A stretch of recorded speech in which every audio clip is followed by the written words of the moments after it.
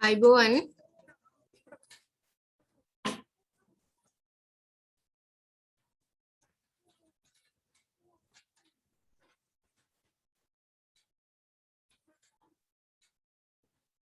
ආයුබෝවන් teacher.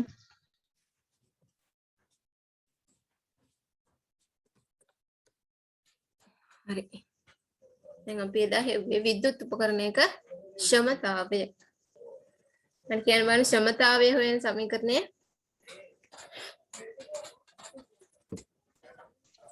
P සමානයි VI. P සමානයි VI. ක්ෂමතාවය සමාන වෙනවා විභව අන්තරය ගුණ කිරීම ධාරාවට. හරි P සමානයි VI ක්ෂමතාවය සමානයි විභව අන්තරය ගුණ කිරීම ධාරාව. දැන් මොකද්ද මේ ක්ෂමතාවය කියලා කියන්නේ?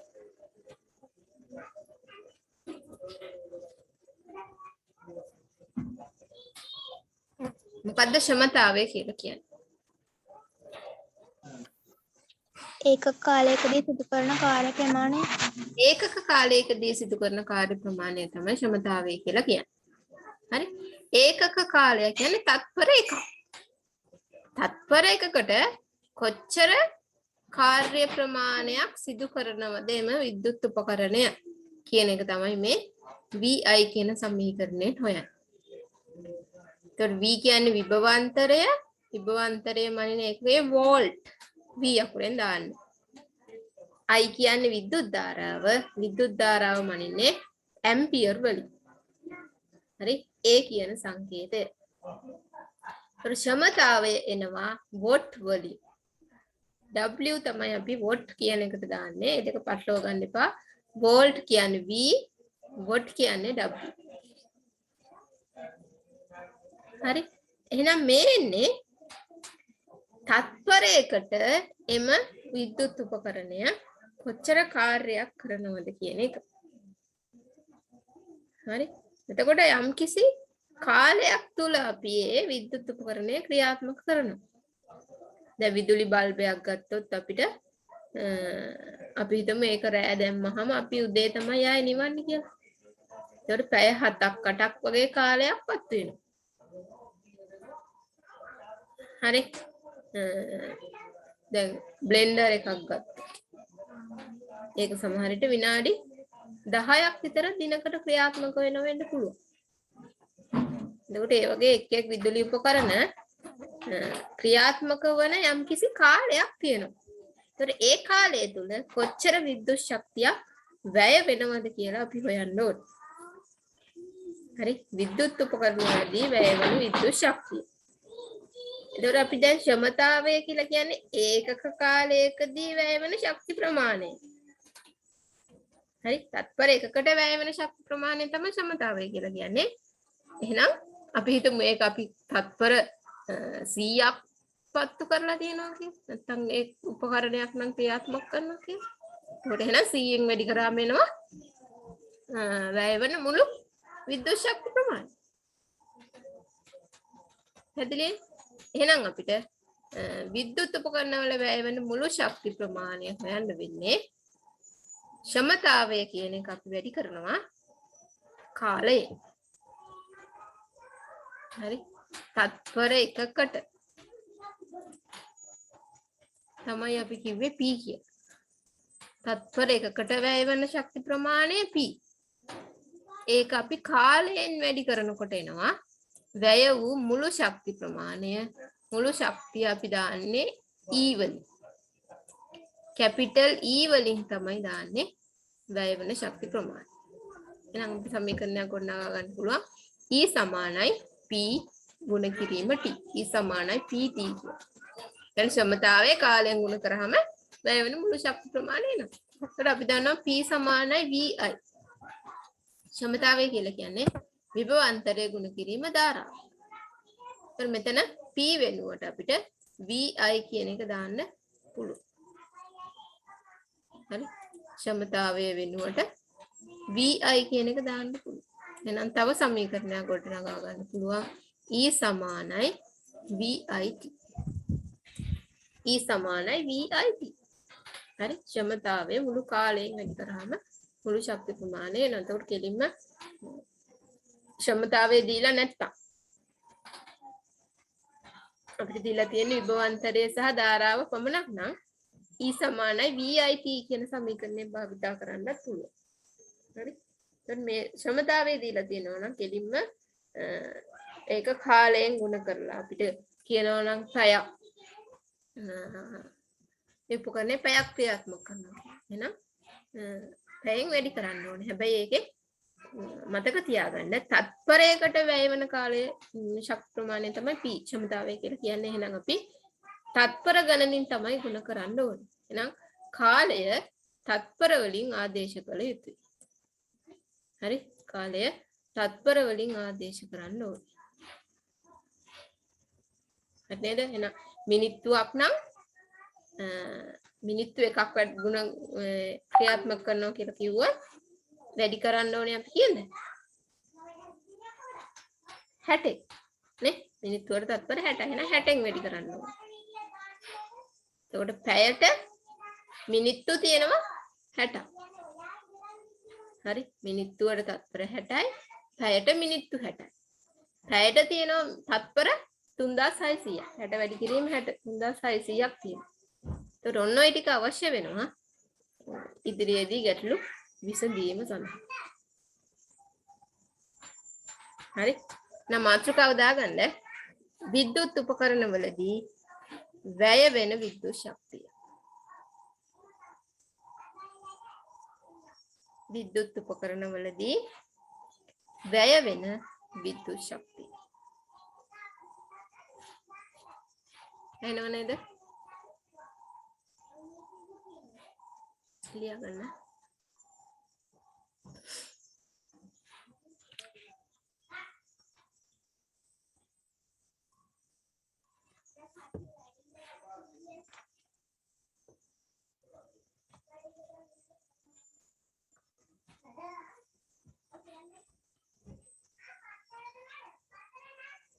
ඒ යටතේ ලියන්න ක්ෂමතාව යනු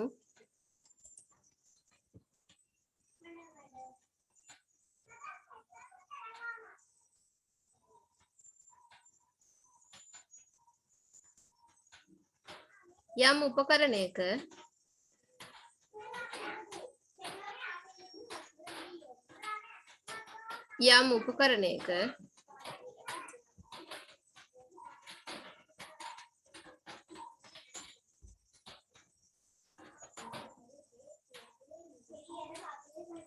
ශක්තිය වැයවීමේ ශීඝ්‍රතාවයි.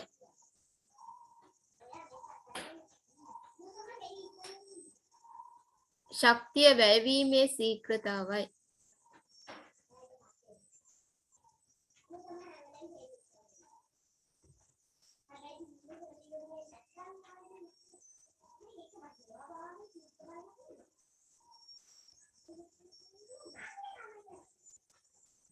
එනම් ඒකක කාලයකදී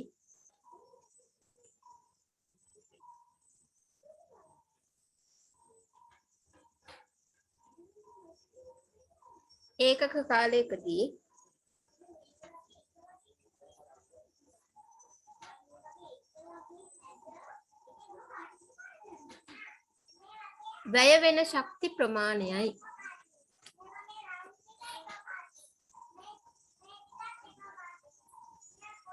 වැය වෙන ශක්ති ප්‍රමාණයයි.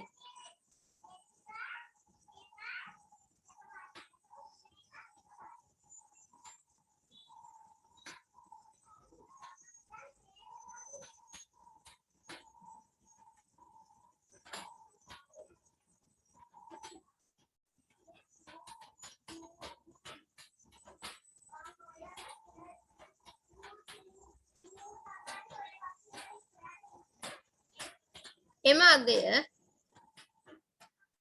අගය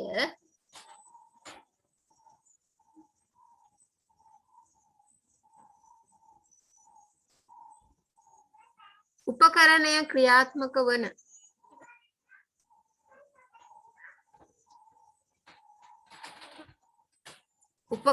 ක්‍රියාත්මක වන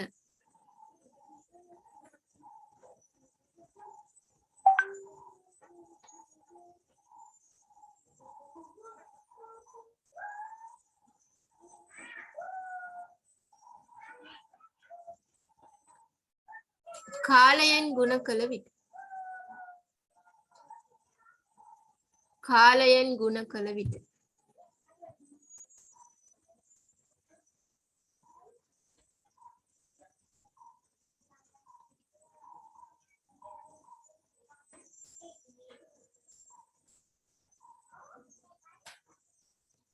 වැයවන මුළු ශක්ති ප්‍රමාණය ලැබේ.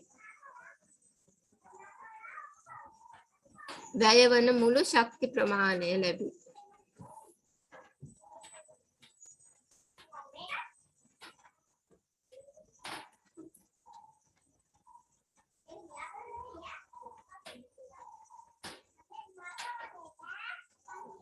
වෙනම ඡේදකින් ලියන්න. ඒකක කාලයකදී වැයවන ඒකක කාලයකදී වැයවන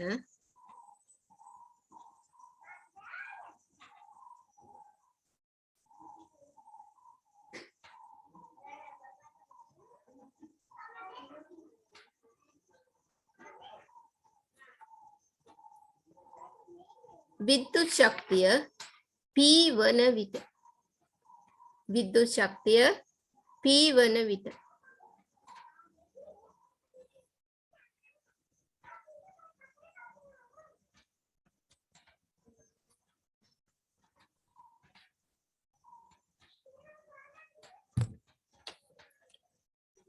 T කාලයකදී වැයවන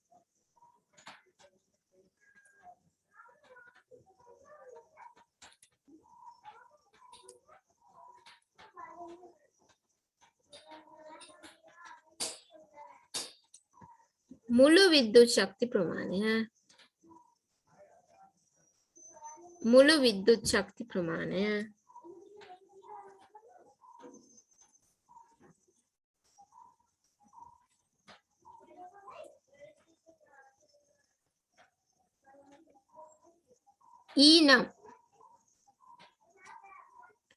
ඊනම්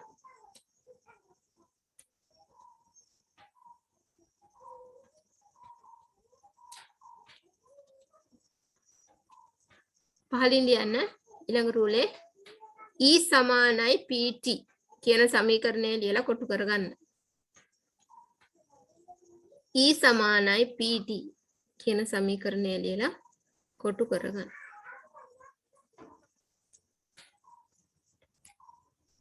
E සමානයි PT.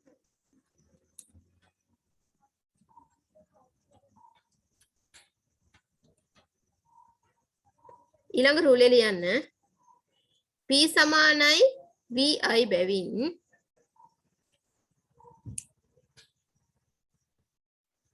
P සමානයි VI බැවින්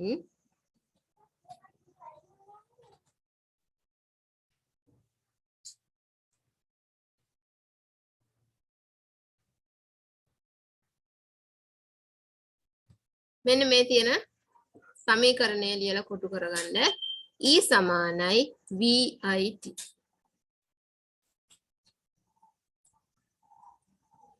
E සමානයි VIT. පාලින් ඒක විස්තර කරලත් ලියන්න. මුළු ශක්ති ප්‍රමාණය සමානයි විභවාන්තරය ගුණ කිරීම ධාරාව ගුණ කිරීම කාලය.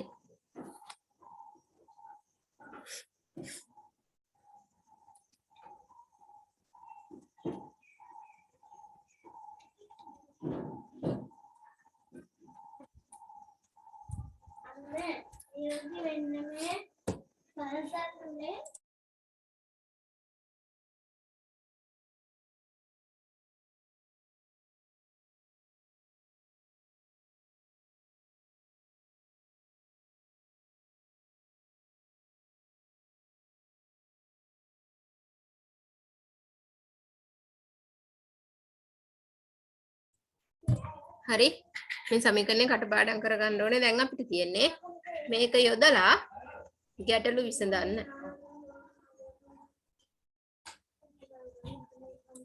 හරි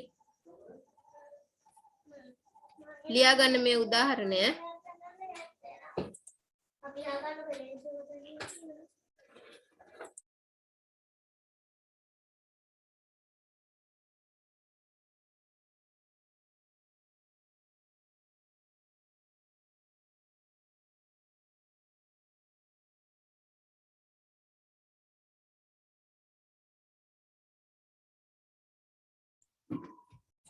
6 වෝල්ට් විභවාන්තරයක් සහිත බල්බයක් 6 වෝල්ට් විභවාන්තරයක් සහිත බල්බයක්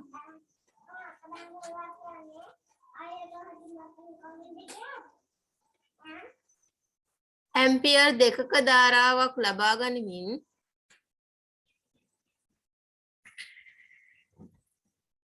ඇම්පියර් 2ක ධාරාවක් ලබා ගනිමින්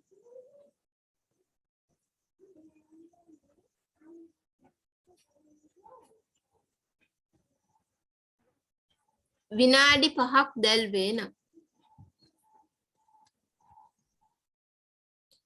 විනාඩි 5ක් දැල්වේ නම්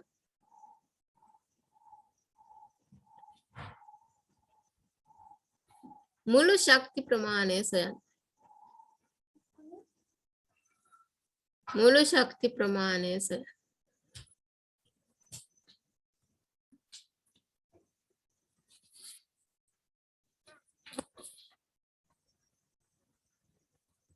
අපි බලමු කොහොමද මේක හදන්නේ කියලා.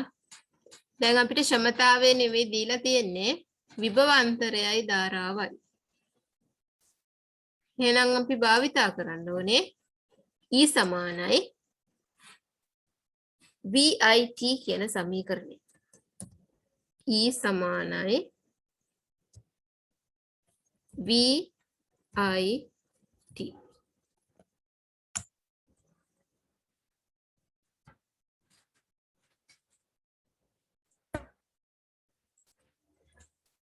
හරි.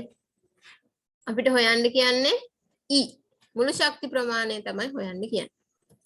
හරි. එහෙනම් E සමානයි V කියන්නේ විභවාන්තරය. විභවාන්තරය දීලා තියෙනවා වෝල්ට් 6යි කියලා.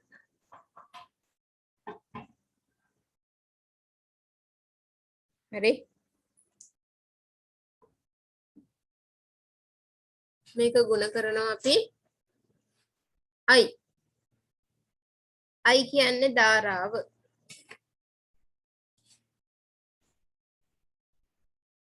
ධාරාව දීලා තියෙනවා ඇම්පියර්ස් 2යි කියලා. එහෙනම් 2යි A. මේක ගුණ කරනවා කාලය. හරි T. T කියන්නේ කාලය. දැන් හොඳට මතක තියාගන්න. විනාඩි 5ක් කියලා තමයි තියෙන්නේ. එහෙනම් කෙලින්ම 5 ආදේශ කරලා හරියන්නේ නැහැ. තත්පර කරන්න ඕනේ. හරි. විනාඩි තත්පර කරන්න නම් කීයෙන්ද ගුණ කරන්න ඕනේ? 60. 60ෙන් ගුණ කරන්න ඕනේ. එහෙනම් 5 ගුණ කිරීම 60. තත්පර. හරි. කීයද බලන්න උත්තරේ? උට එනවා අපිට E සමානයි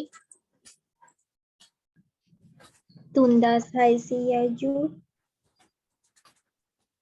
6 වරක් 2 12යි 12 වරක් 5 60යි 60 වරක් 60 3600යි කියලා එනවා. දැන් එන්නේ ශක්තිය. නේ? ශක්තිය මන්නේ එකේ මොකද? ජූල්. ශක්තිය මනින එකකේ ජූල්. හරි? අර විද්‍යුත් ශක්තිය ලැබෙන්නේ ජූල් වලින්ම තමයි. ජූල් 3600යි කියලා එනවා. හරි. පහලින් ලියා ගන්න තරු ලකුණක් දාලා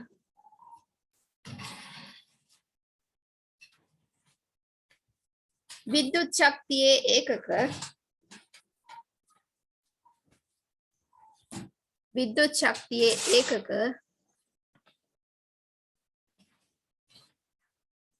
ජූල් වේ.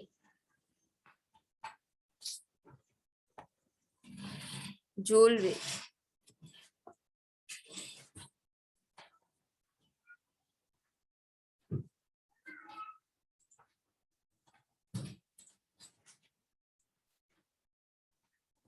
දැන් මේ ගැටලු ටිකට උත්තර ලියන්න බලන්න.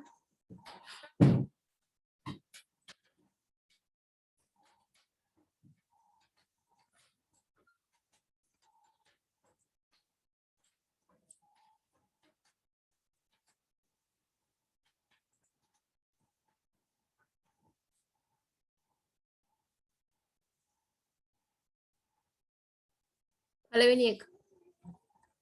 වොට් 1000ක ක්ෂමතාවයකින් යුක්ත විදුලි උපකරණයක් පැයක් ක්‍රියා කරන විට වැයවන විද්‍යුත් ශක්තිය සොයන්න.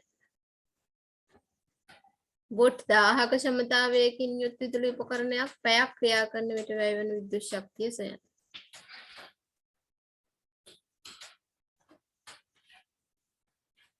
මේක හදන්න බලන්න.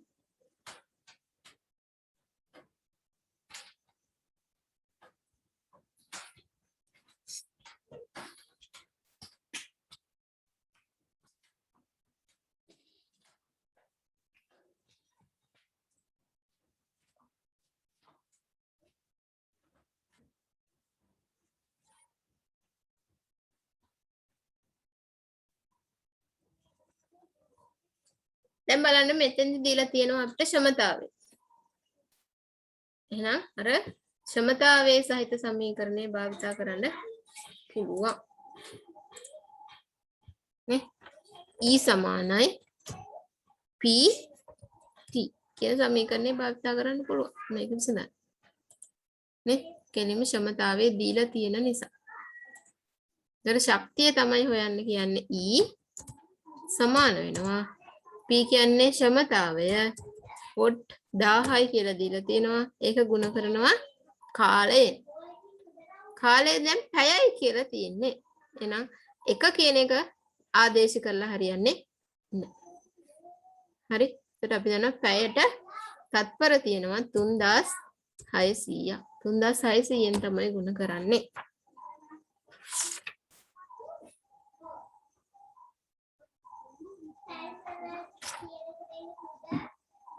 ජූල් වලින් තමයි පිළිතුර එන්නේ.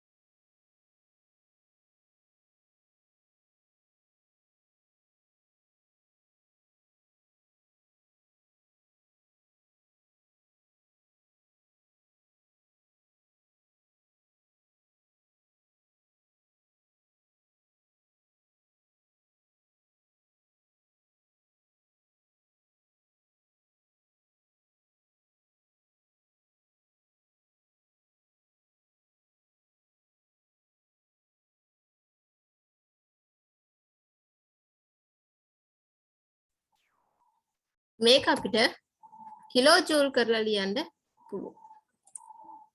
හරි. දන්නවා කිලෝ ජූල් එකක් කියන්නේ ජූල් 1000ක්. හරිද? ඒකට 1000ෙන් බෙදලා ලියන්න පුළුවන්. එතකොට එනවා කිලෝ ජූල් 3600ක් කියලා. හරි. කිලෝ ජූල් 3600ක් කියලා උත්තරේ එනවා. බලන්න ඊළඟ එක හදන්න. වොට් 750ක ක්ෂමතාවයකින් යුත් විදුලි උපකරණයක් පැය 1යි මිනිත්තු 15ක් ක්‍රියා කරන විට වැයවන මුළු විද්‍යුත් ශක්ති ප්‍රමාණය කොපමණද? වොට් 750ක ක්ෂමතාවයකින් යුත් විදුලි උපකරණයක් පැයයි මිනිත්තු 15ක් ක්‍රියා කරන විට වැයවන මුළු විද්‍යුත් ශක්ති ප්‍රමාණය කොපමණද කියලා අහන්න. මේකටත් E සමානයි PT කියන සමීකරණයම භාවිත කරන්න පුළුවන්. ක්ෂමතාවයම ගණනය කරලා දීලා තියෙනවා.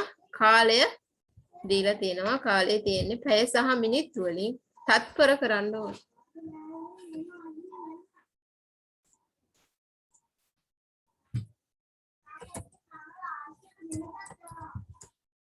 E සමානයි PT කියන සමීකරණය භාවිත කරලා. P දීලා තියෙනවා 750යි වොට්.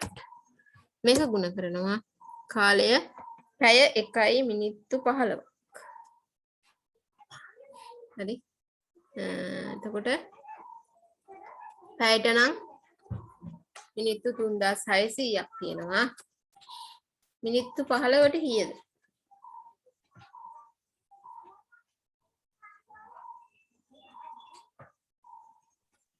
4500යි. ඔව්.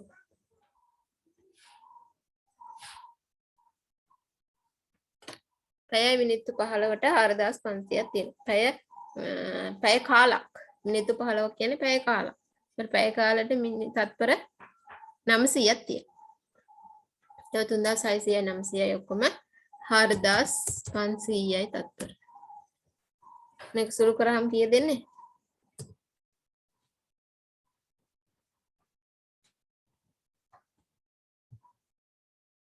හරි. ජූල් වලින් තමයි පිළිතුර එන්නේ. සුළු කරලා ඔතෙන්ද ජූල් වලින් පිළිතුර දාන්න.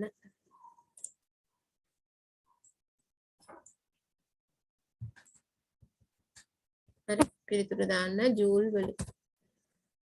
සුළු කරලා දාන්න. පියන් ඊළඟ එකට.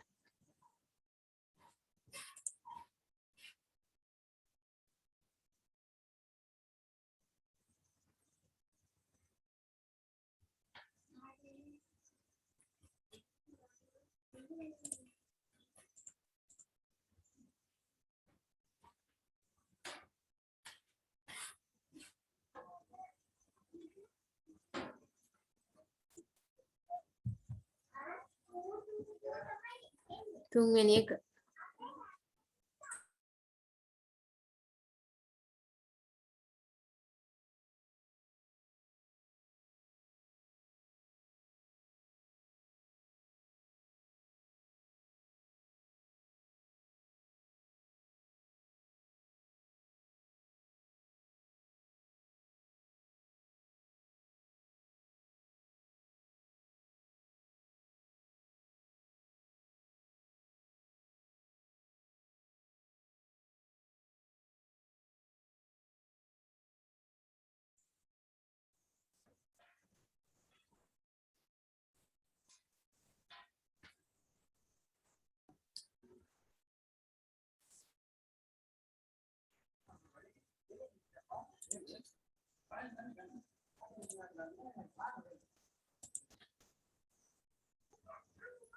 දැන් දීලා තියෙන්නේ විභවාන්තරය සහ ධාරාව. එතකොට භාවිතා කරන්නේ E සමානයි VIT කියන එක. E සමානයි VIT කියන සමීකරණය තමයි භාවිතා කරන්නේ. විභවාන්තරය දීලා දෙනවා 230යි වෝල්ට් ගුණ කරා ධාරාව 2 ඇම්පියර් ගුණ කරා කාලය පැය 1යි විනාඩි 30ක් පැය එකමාරක්. ඒ කියන්නේ 1.5ක් 1.5ක් ගුණ කරා 3600. හරි. පැයට 3600යි තත්පර පැය එකමාරට 1.5 වැඩි කිරීම 3600. මේක සුළු කරලා උත්තරේ ගන්න තියෙනවා. හරි. ජූල් වලින් පිළිතුර එනවා.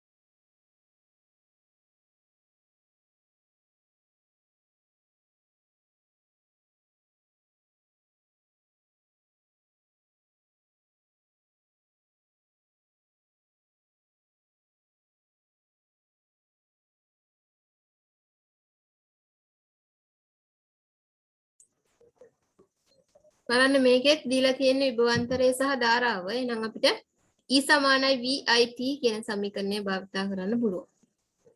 V වෝල්ට් 6යි I ඇම්පියර් 3යි. හැබැයි දැන් අපිට මේකේ නිශ්චිත කාලය දීලානේ අපිට කියනවා පැය 9 ඉඳලා උදේ 5 දක්වා දැල්වලා තිබෙනවා කියලා. එහෙනම් අපි මේක පැය කීයද කියලා හොයාගන්න ඕනේ. 9 ඉඳලා උදේ 5 දක්වා කියන්නේ පැය කීයද? 9ක් 12. පැය 8යි නේද එන්නේ? 9 ඉඳලා උදේ 5ට.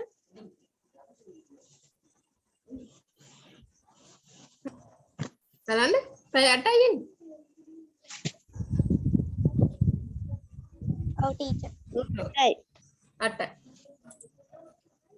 8 ගුණ කරා එහෙනම් එක පැයකට තියෙනවා තත්පර 3600ක් 8 කුට කරා 3600ක්. ඔක සුළු කරාම එනවා වැයවන විද්‍යුත් ශක්ති ප්‍රමාණය ජූල් වලින්.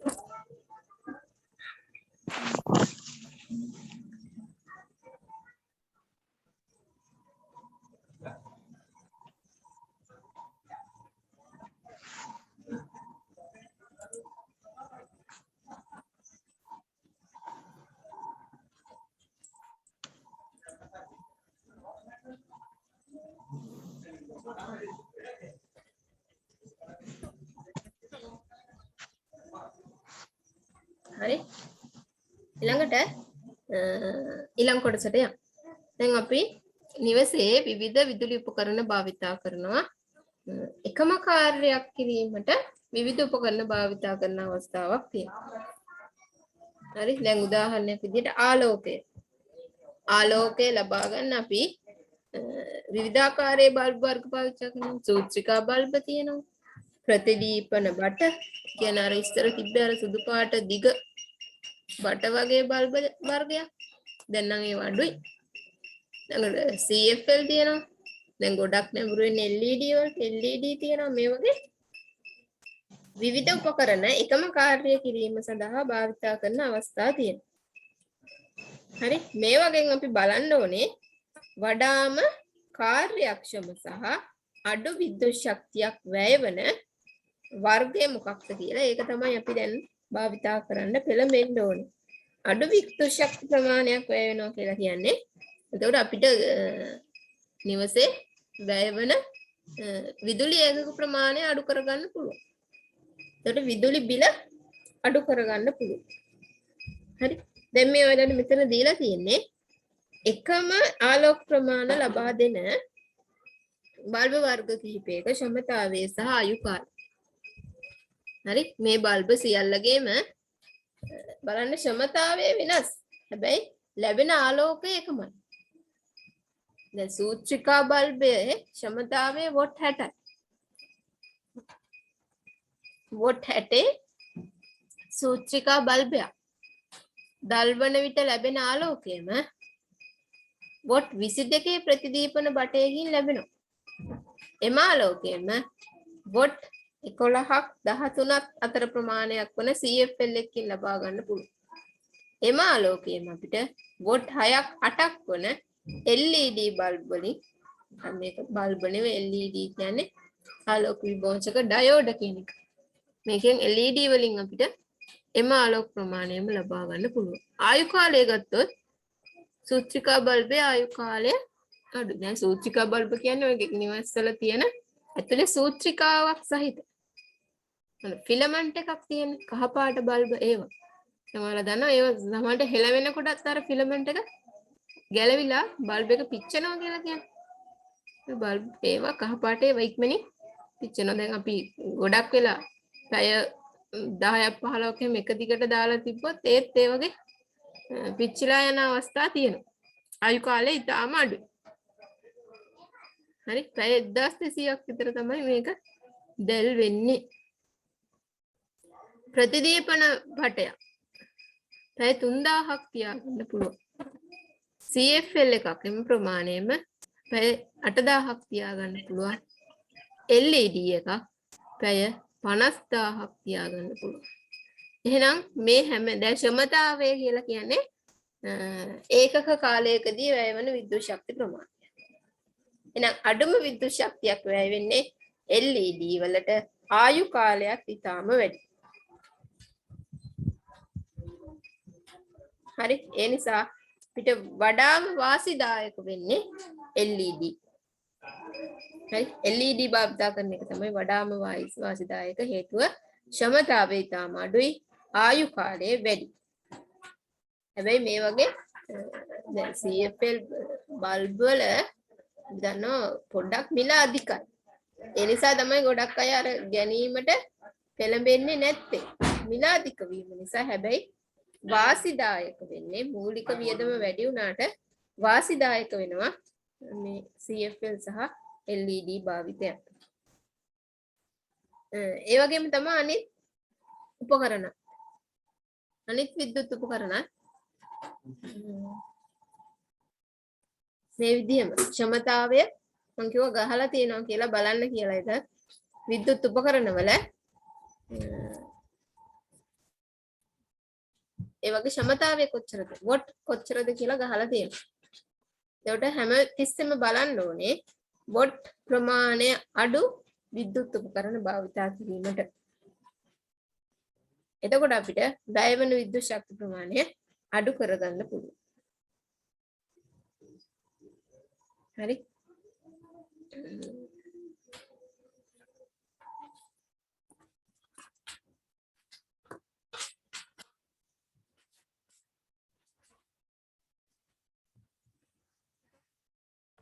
මේවා තමයි මේ සූත්‍රිකා බල්බ කියලා කියන්නේ.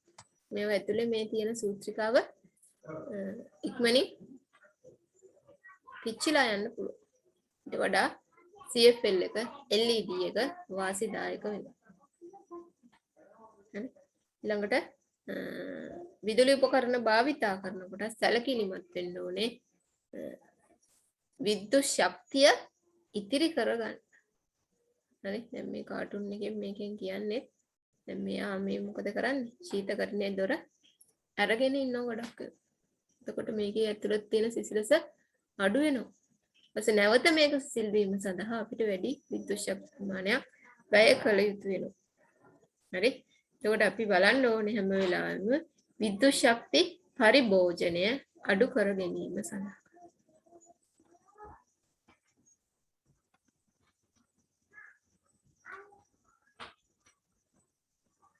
හරි.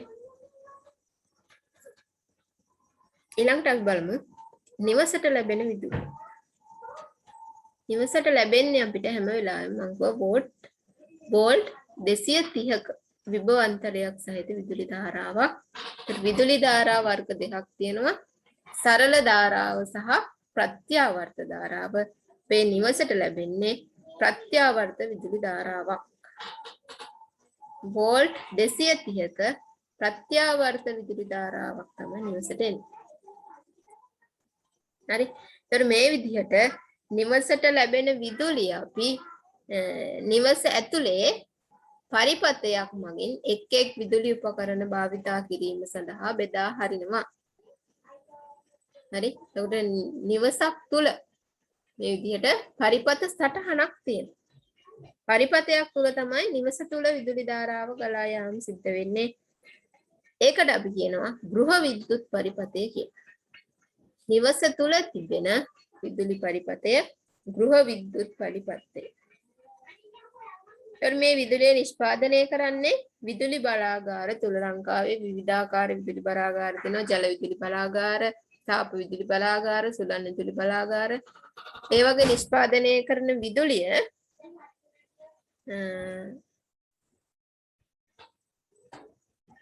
පරිණාමක ගැන අපි කතා කරා. ඒ කියන්නේ විද්‍යුත් ශක්තිය වැඩි කරලා දෙන ඒවා තියෙනවා. විද්‍යුත් ශක්තිය අඩු කරලා දෙන ඒවා තියෙනවා. විද්‍යුත් ශක්තිය වැඩි කරන්න පුළුවන් පරිණාමක වලට කියනවා අධිකර පරිණාමක කියලා.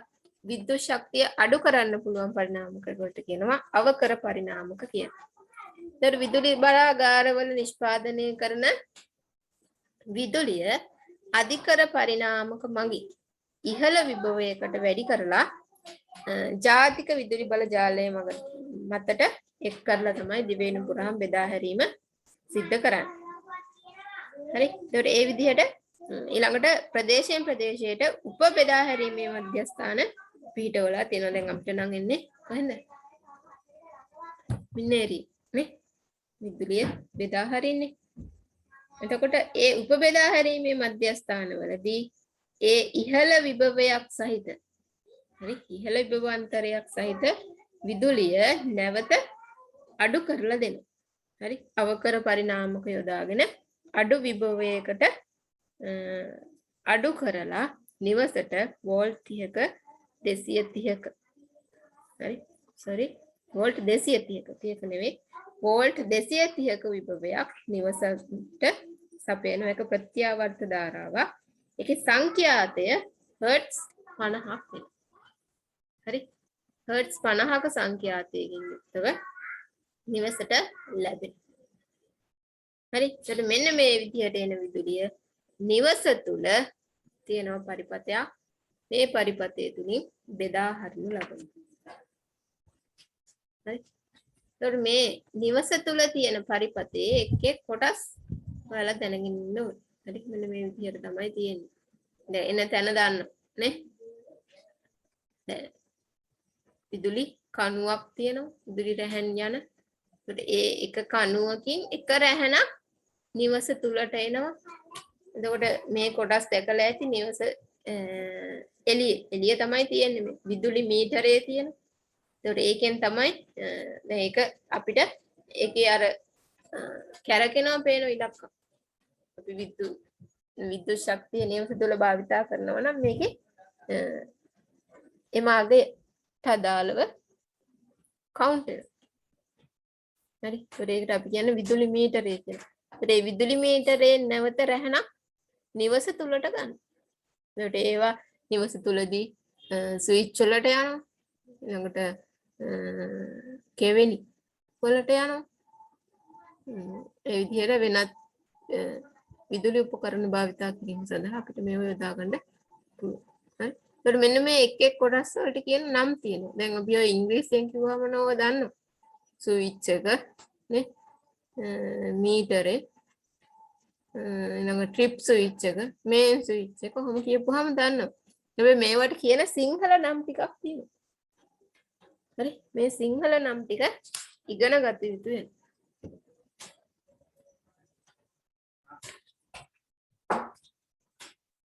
ඔය ටික ලියාගෙන ඉන්න.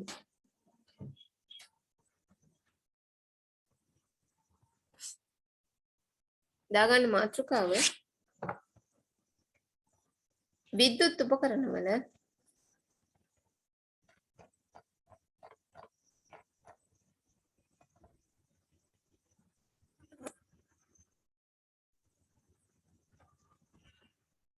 කාර්යක්ෂමතාව සහ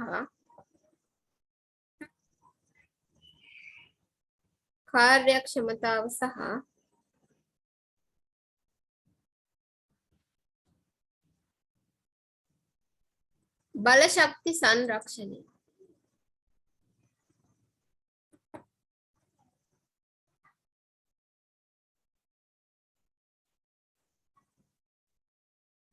බල ශක්ති සංරක්ෂණය.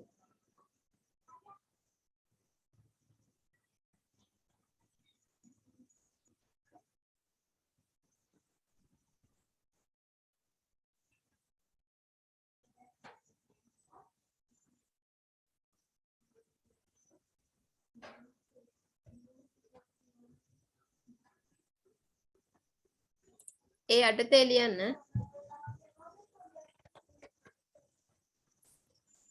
එකම කාර්යයක්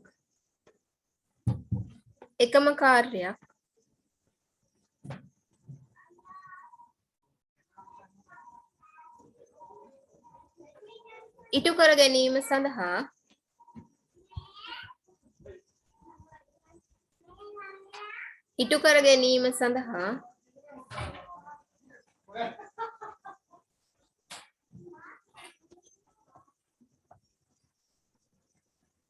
විවිධ උපකරණ භාවිත කළ හැකි වේ.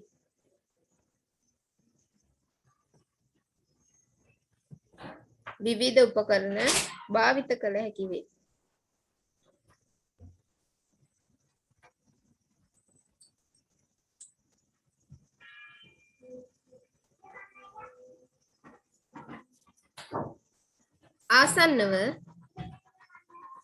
ආසන්නව සමාන ආලෝක ප්‍රමාණ ලබා දෙන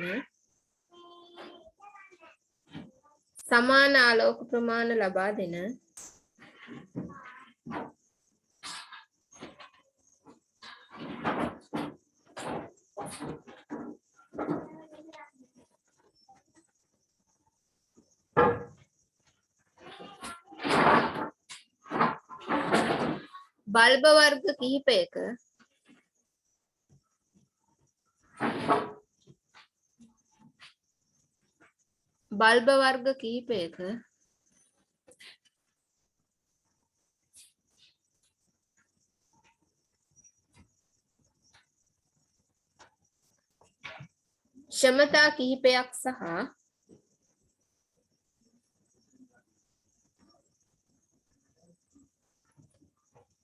ක්ෂමතා කිහිපයක් සහ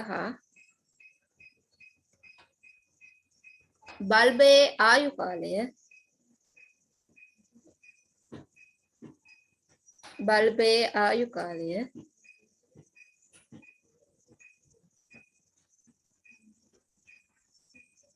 පහත දැක්වේ.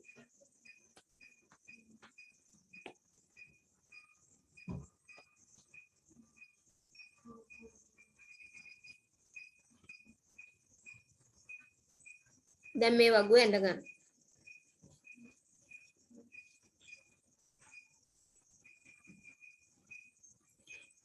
අඳින්න උතන දැන් ඉඩ තියාගන්න. මම මේක එවන්නම්. එතකොට බලලා නැවත ඇඳ ගන්න. පොතේ තියෙනවා. හරිනේ. වගුව අඳින්න ඉඩ තියලා ලියන්න පහලින්.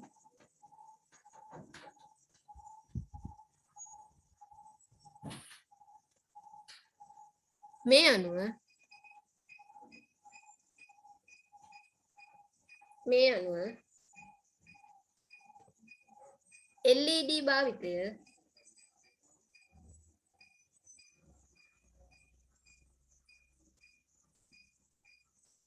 LED භාවිතය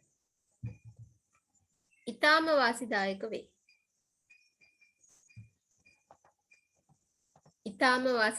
වේ.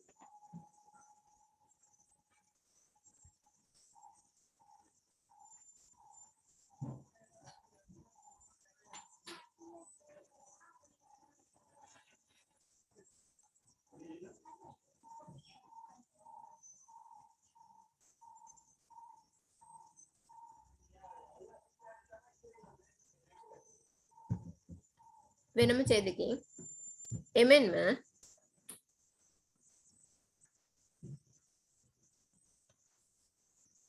තාප හානිය අඩු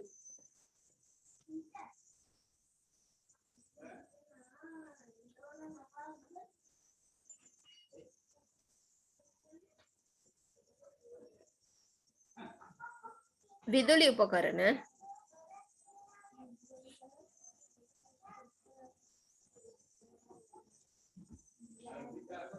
තාපහානිය අඩු විදුලි උපකරණ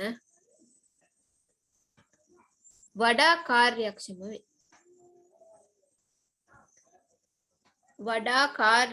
වේ.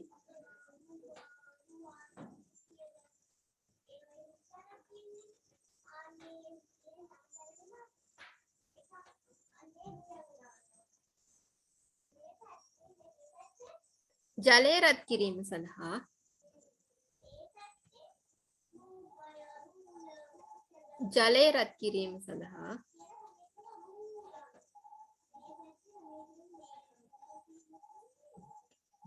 ඉතාම කාර්යක්ෂම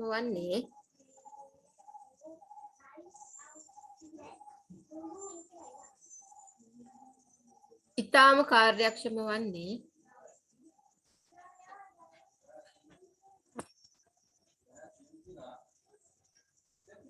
ගිල්ලුම් තාපකයයි.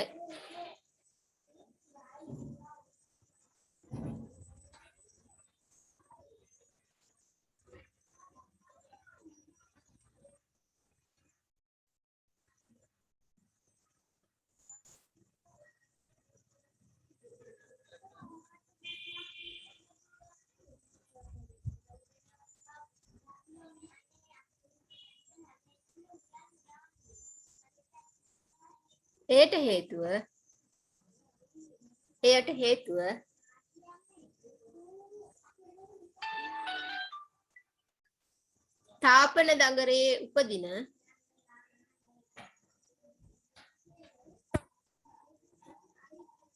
තාපන දඟරයේ උපදින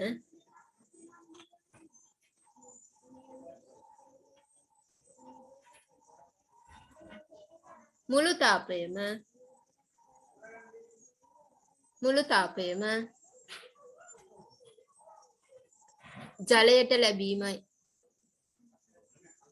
ජලයට ලැබීමයි.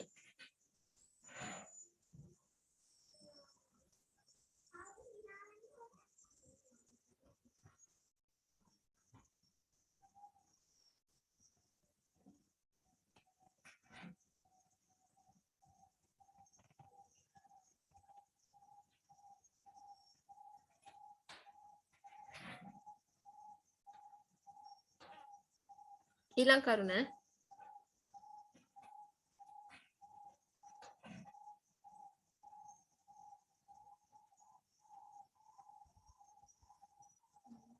සීලින් විදුලි පංකාවලට වඩා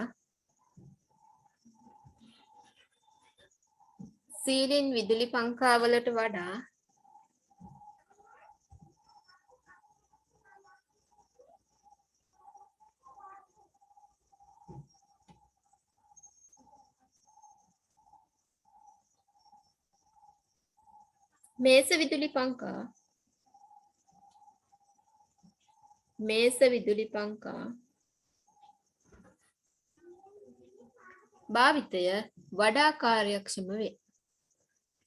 භාවිතය වඩා කාර්යක්ෂම වේ.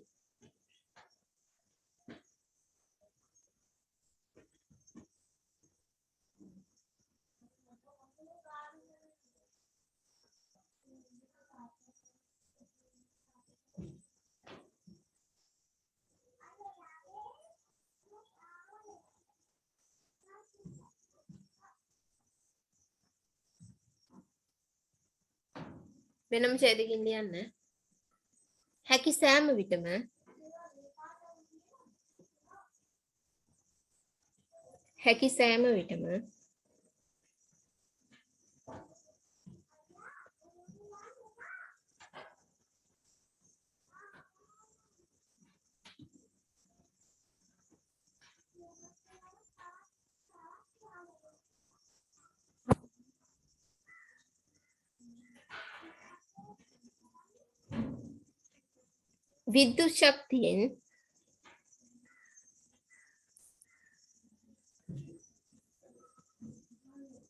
විද්‍යුත් ශක්තියෙන්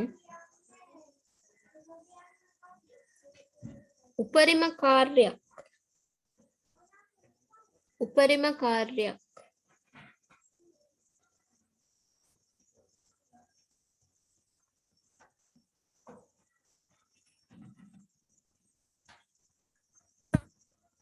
සිදු කර ගැනීමට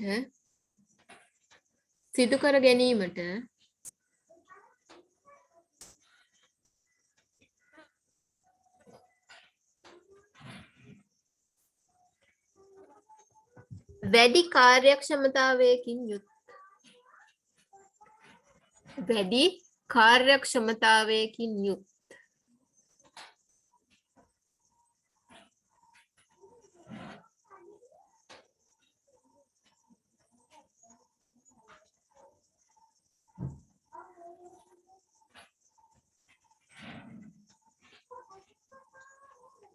උපකරණ භාවිතා කළ යුතු අතර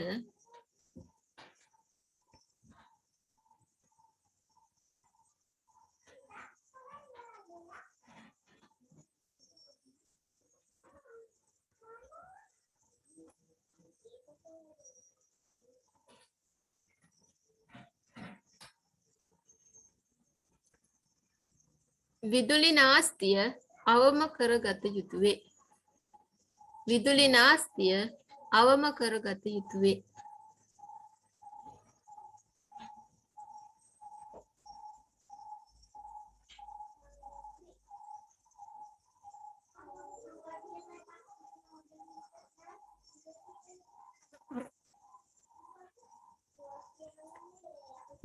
දැන් පෙළ ගන්න ඔයාලගේ පොතේ තියෙනවා 35 පිටුවේ 10 එක පැවරුම. 35 පිටුවේ 10 එක පැවරුම් කරන්න ඕනේ. නිවෙස්වල භාවිතා වන විද්‍යුත් උපකරණ ලේඛනයක් සකසා ඒවායේ විද්‍යුත් ක්ෂමතාව ඒවා ඉදිරියෙන් දක්වන්න. අන්නක කරන්න ඕන. ගෙදර තියෙන ඔක්කොම විද්‍යුත් උපකරණ බල බල උපකරණේ නම ලියලා ඒකේ ක්ෂමතාවයක් ලියන්න ඕන. හරි. ඔක කරන්න පිටුවක් විතර ඉඩ තියලා ලියාගන්න ඊළඟ මාතෘකාව ගෘහ විද්‍යුත් පරිපථ.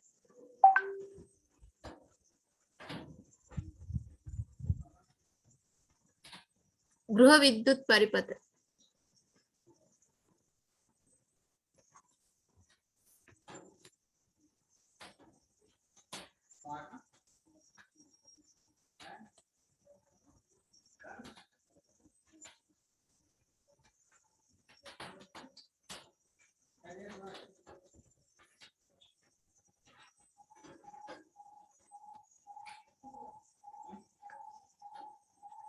ඒ යටතේ ලියන්න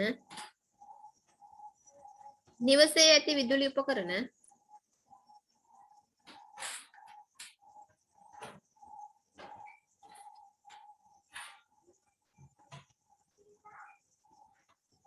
ක්‍රියා කිරීමට අවශ්‍ය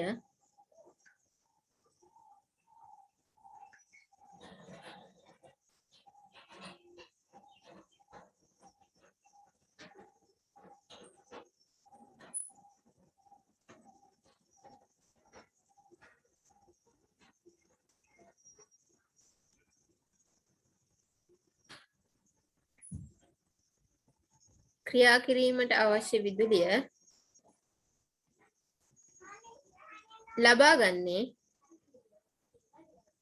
ලබා ගන්නේ ජාතික විදුලි බල ජාලයෙනි. ජාතික විදුලි බල ජාලයෙනි.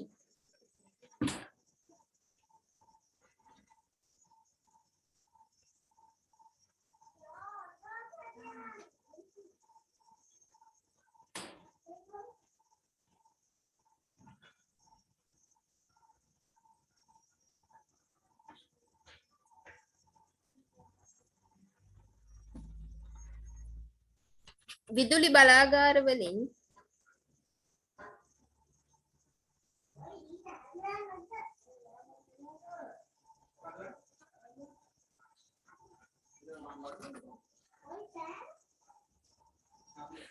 ජනනය කරන විද්‍යුත් ශක්තිය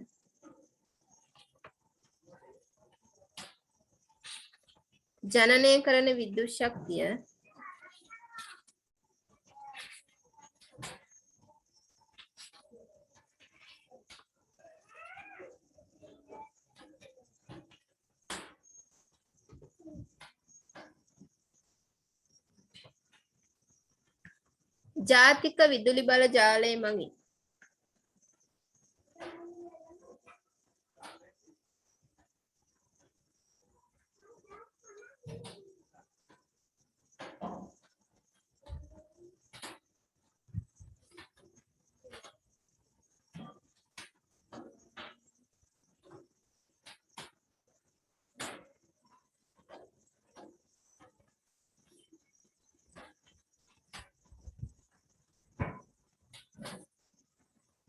උපබෙදා හැරීමේ මධ්‍යස්ථාන වලට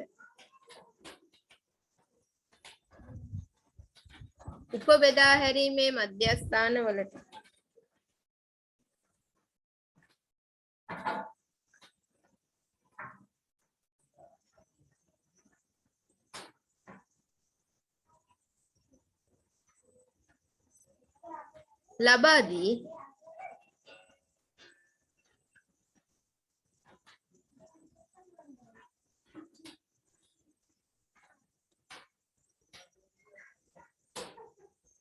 නිවෙස්වලට බෙදා හැරීම සිදු කරයි.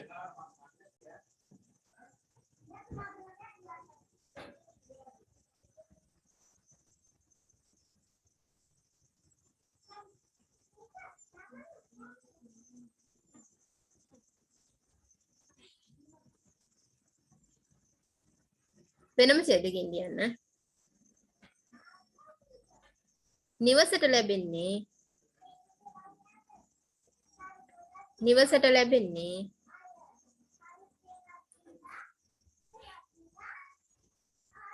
වෝල්ට් 230ක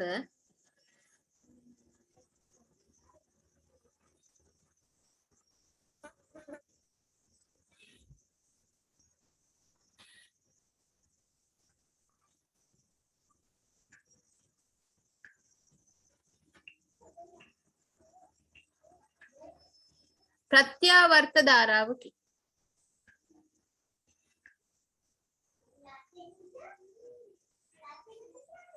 ප්‍රත්‍යාවර්ත ධාරාවකි.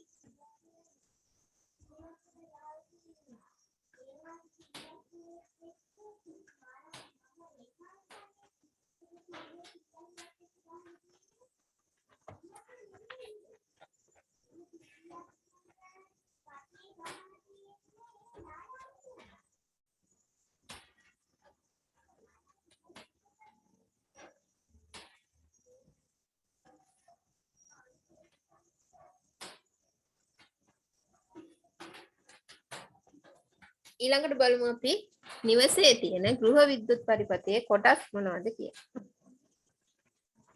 හරි. එතකොට දැන් ඔය ලයිට් කණු හරහා යන විදුලි කම්බිය වලට අපි කියන්නේ බෙදා හැරීමේ රැහැන් කියලා. බෙදා හැරීමේ රැහැන් මගින් තමයි නිවෙස් වලට බෙදන්නේ. එතකොට නිවසට එන්නේ මේ බෙදා හැරීමේ රැහැනක ඉඳලා ඒ කණුවක සිට එක රැහැනක් තමයි එක නිවසකට එන්නේ. ඒ නිවසට එන එකට කියනවා අපි සේවා රැහැන් කියලා. හරි. කණුව අතර යන ඒවා බෙදා හැරීමේ රැහැන්. නිවසට එන ඒවා සේවා රැහැන්. හරි. ඒකට නිවසෙන් පිට තියෙන රැහැන් වර්ග දෙක. බෙදා හැරීමේ රැහැන් සහ සේවා රැහැන්. හරි. ඒකට මේ සේවා රැහැනක් සම්බන්ධ වෙන්නේ අපේ නිවස තුල තියෙන මුලින්ම තියෙනවා කොටසක් මීටරයටත් කලින්. හරි. මීටරයටත් තියෙන කොටසක් තියෙනවා. ඒකට කියනවා අධිධාරා පරිපථ බිඳිනය කියලා. හරි. අධිධාරා පරිපථ බිඳිනයට තමයි සේවා රැහැන සම්බන්ධ වෙන්නේ. ඊට පස්සේ ඒක සම්බන්ධ වෙනවා විදුලි මීටරයට. හරි. ඊළඟට තියෙන කොටස විදුලි මීටරය. ඊළඟට තියෙනවා වෙන්කරණය කියනවා. හරි. දැන් මේ සිංහල වචන දැන් මේවා ඉංග්‍රීසියෙන් කියනකොට නම් දන්නවා. මේ නම් ටික හැබැයි මතක තියාගන්න. හරි. වෙන්කරණය කියලා කොටසක් තියෙනවා. මේකට කියනවා මේන් ස්විච් එක, ප්‍රධාන ස්විච් එක කියලා කියනවා. හරි. වෙන්කරණයට තමයි ඊළඟට සම්බන්ධ